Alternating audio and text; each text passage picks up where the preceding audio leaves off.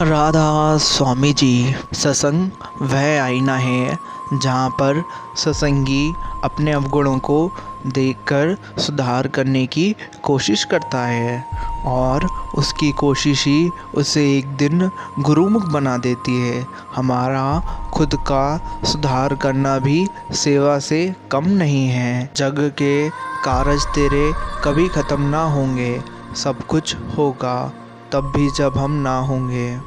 हर दुख की दवा सिमरन है, हर मुख से निकली दुआ सिमरन है। जो जोड़ दे इस प्रभु के साथ हमें, उसका एक जरिया है सिमरन।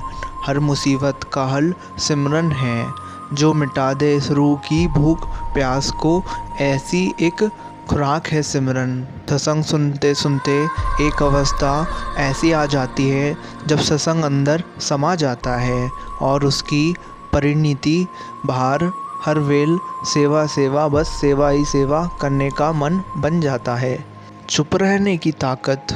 चुप रहना एक ऐसी शक्ति है जो हमें किसी भी बात को गहराई से समझने की और करने की ऊर्जा देती है।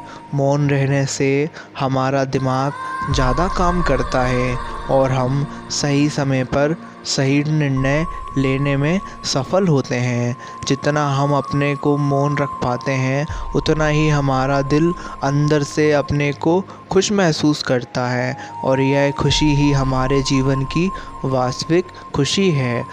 जब हम विचार करते हैं कि हम अपने जीवन में क्या चाहते हैं, मीठे बोल और बोलने से आसान हो सकते हैं, लेकिन उनकी गूंज सचमुच अनंत होती है।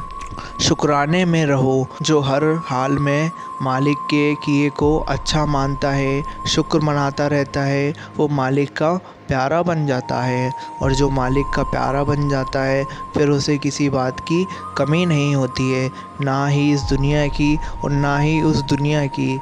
सदा मालिक के किए को मीठा मानना ही हमारा काम है। कबीर साहिब, जीवन कर्म प्रधान है।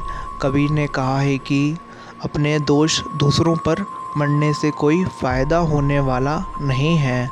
राह बेचारी क्या कर सकती है अगर उस पर चलने वाले व्यक्ति को सही राह का ज्ञान ना हो। सही राह को छोड़कर वो इधर उधर उजाड़ में भटकता रहता है।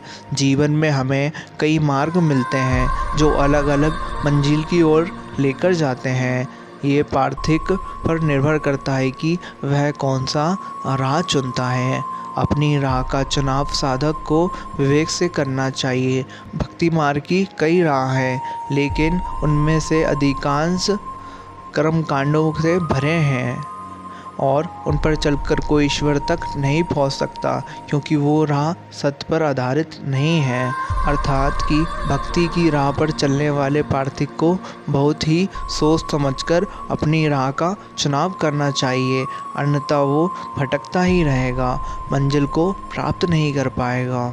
यहाँ इस दुनिया में दुख वास्तुत है ही क्या, जो तुम इतना घबरा रहे हो। जिनको तुम दुख कहते हो वो विषयों का अनुभव तो है।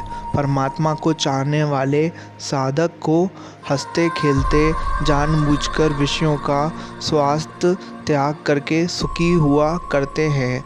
मान सम्मान में मत फंसो। धनियों के भोगों, महलों की मोटरों और देख कर दिल ना ललचाओ। बड़ी गजब चालाकी। एक 80 साल का व्रत हो, नस नस में दर्द हो, उठना बैठना खाना सोना मौत से भी बदतर हो, बिस्तर पर पखाना होता हो, घर वाले मुंह पर कहते हैं कि बुढ़ा मरता नहीं है, जीना मुहाल हो, कोई कह भर दे कि फलाने वेद की दवा ले लो या फलाने फ़कीर भभूत ले लो, या उस मजार में जाकर चक्कर लगा लो। लगाया या नहीं, लगाया या नहीं, घिसट घिसट कर लगाना पड़े तो भी लगाएगा। पर वहीं दूसरी ओर माया से सत्य जीव कितना ही कष्ट में क्यों ना हो, कहो उसके कि भगवान का नाम जपो, न केवल वर्तमान का कष्ट मिटेगा, आगे भी लाभ रहेगा। पर कहता है कि कठिन है, कैसे करूं? मनुष्य व्यर्थ के उपाय हजारों कर लेगा, असली काम करने में शून्य बटा 100। नाम जपने में जीभ कटती है, जली कटी कहने में, गाली देने में जीभ नहीं कटती है। मेरे प्रिय भाई, दुख तो भगवान को बुला लेना, पुकार लेने का शुभ अवसर है, प्यारे का पैगाम है। मीरा को जहर मिला, कहती है जहर आ गया, मेरा वेद सावरिया भी आता ही होगा।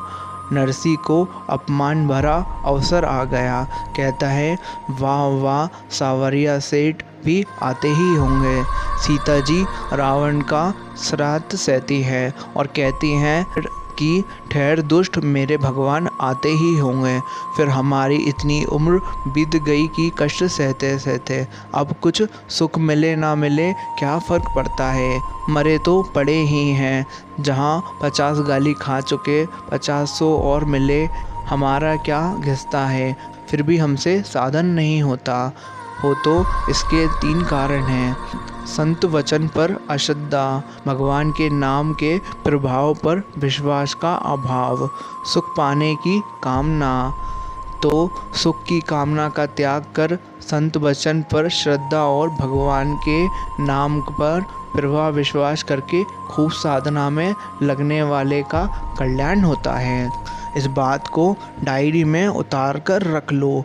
जब कमजोरी का लक्षण हो, जब तबीयत खराब हो, जब मुसीबत आ रही हो, तब निकाल कर पढ़ लो। निश्चिंत हो जाओगे और भगवान का आदेश समझकर साधना में लग जाओ। भले सांस छूट जाए पर साधना ना छूटे। मालिक का हमेशा भजन सिमरन करो। दुख हो, सुख हो, तकलीफ़ हो, जो भी है, हमें दूसरे कामों में नहीं उलझना चाहिए। हमें भजन सिमरन करना चाहिए, मालिक पर विश्वास करना चाहिए, उसको याद करना चाहिए। यही एक रास्ता है जिससे हमारा उद्धार होगा, हमें मालिक के दर्शन होंगे, हम उसकी खुशी हासिल कर पाएंगे। तो साथ संगत जी, हम सबको भी मालिक की खुशी हासिल करना चाहिए और भजन सिमरन करते रहना चाहिए हमेशा। राधा स्वामी जी। आशा करता हूँ ये वीडियो आपको अच्छी लगी हो तो वीडियो को लाइक कर दीजिए एंड चैनल को सब्सक्राइब कर दीजिए। राधा स्वामी जी।